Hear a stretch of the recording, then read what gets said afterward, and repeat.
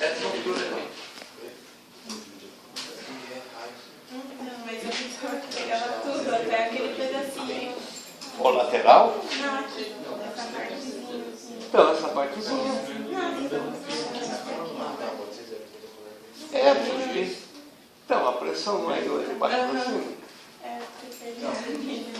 Bom, gente, esse outro aqui é o seguinte.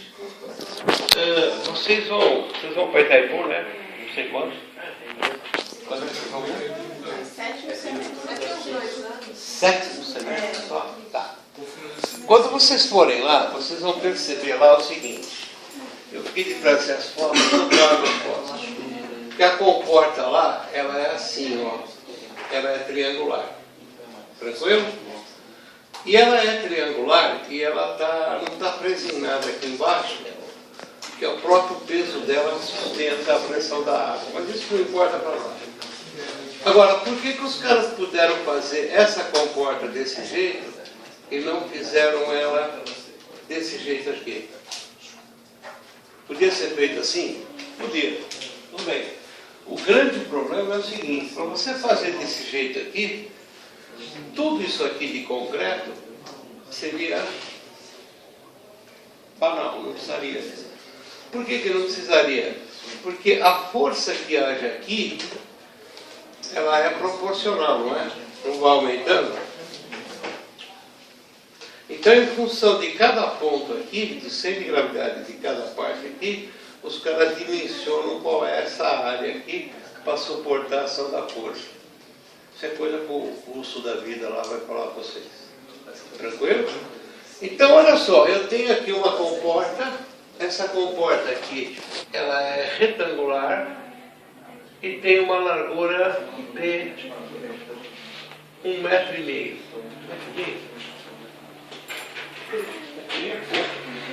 Será que é 1,5 metro mesmo?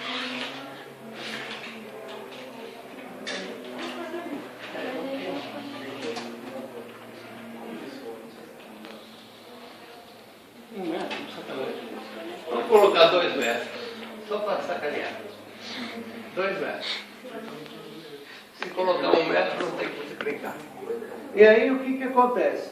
A gente quer saber quais são os esforços em cada trecho, para que a gente, primeiro, tenha aquela força F para equilibrar o sistema, e depois para mim dimensionar. Ou seja, aqui eu vou dimensionar a área que eu quero.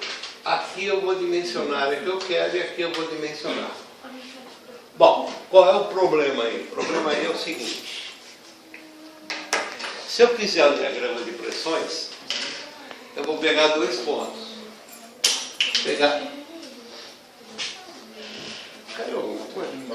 Eu vou pegar a pressão aqui, que é 0, certo?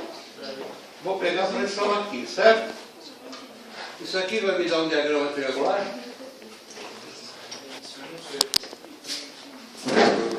Em relação a comporta?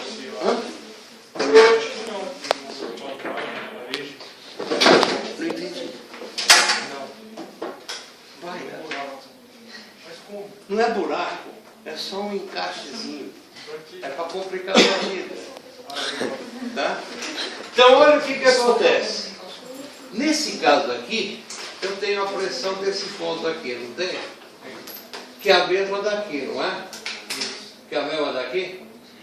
Isso aqui tende a subir, não tem? Não me dá um diagrama aqui assim? Que gera uma força aqui em cima?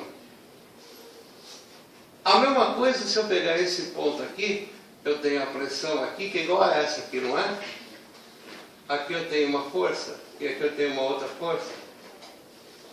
Aqui tem um carregamento. Esse carregamento dá uma força aqui. Tranquilo? Tranquilo? Oi? Tranquilo? Professor, pode considerar como se fosse um retângulo? Mas é um retângulo. Aqui, né? É, está pegando como se fosse. Sim, isso. Agora, nessas faces aqui, ó. Aqui deu um triângulo, não deu? vai aparecer uma força aqui, não vai? Chamar de F1. Chamar essa aqui de F2. Chamar essa aqui de F3. Agora, aqui, nessa face aqui, DC, apareceu um trapézio, não apareceu? Eu tenho que decompor. Então aqui vai aparecer F4 e aqui vai aparecer F5. E aqui embaixo também deu um trapézio, não deu? Aqui vai aparecer F6 e aqui vai aparecer F7. Ó, o F1 é em relação a esse triângulo aqui, não é isso? O F2 é em relação a esse retângulo aqui. O F3 é em relação a esse retângulo aqui. O F4 é em relação a esse retângulo aqui.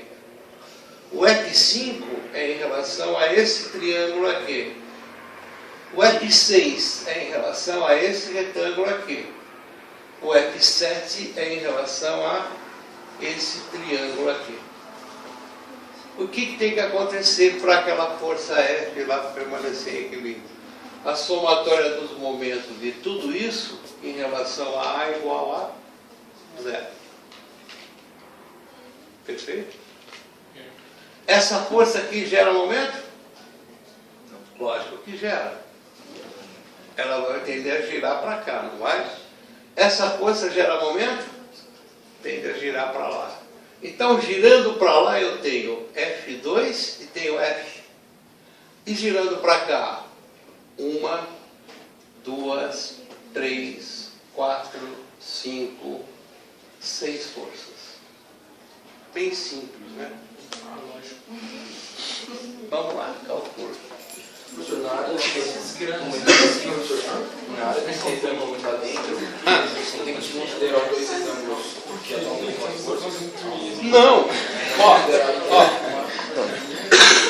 Aqui, a pressão aqui exerce nessa parede, não exerce? E também exerce para subir. Então a força F2 é que sobe. E a força F4, pensando no retângulo, tá? Não, Então, mas no retângulo total, sem esses dois retângulos. Isso. Tá?